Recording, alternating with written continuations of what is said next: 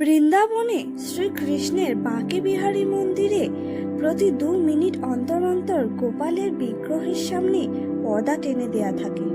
ফলে ভক্তরা যাতে 2 মিনিটের বেশি এক দৃষ্টিতে তাকা পারে না। স্থানীয়দের প্রচলিত কাহিনী অনুযায়ী আজ থেকে প্রায় 400 বছর আগে এই মন্দিরে এক বৃদ্ধা আসেন। সেই বৃদ্ধা মহিলার 3 কুলে কেউ ছিল না, তাই সে তার অসহায় ও একাকিত্ব জীবনের কথা নিবেদন করতেই শ্রীকৃষ্ণের কাছে এসেছিলেন। সেই বৃদ্ধা ঘন্টার পর ঘন্টা বাঁকে বিহারীর চোখের দিকে তাকিয়েছিলেন। নিজের কষ্টের কথা বলতে বলতে বাঁকে বিহারীজিকে তার নিজের সন্তান বলে মনে হয়। তখন তিনি ঠিক করেন নিজের সমস্ত সম্পত্তি বাঁকে বিহারীর নামে করে দেবেন।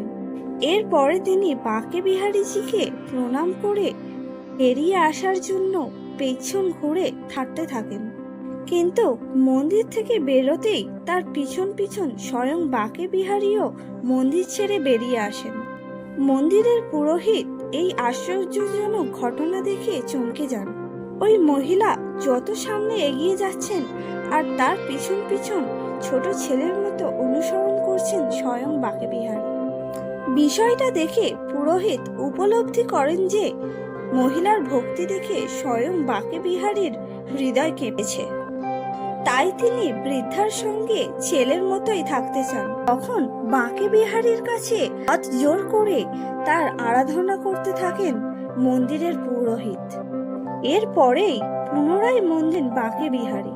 সেই থেকেই এমন সিদ্ধান্ত নেওয়া হয় যে এখানে বিগ্রহের সামনে প্রতি 2 মিনিট অন্তর অন্তর পর্দা টেনে দেয়া হবে, যাতে কোনো ভক্তের দিকে বেশিক্ষণ বাঁকে বিহারীজি তাকিয়ে থাকতে না পারেন।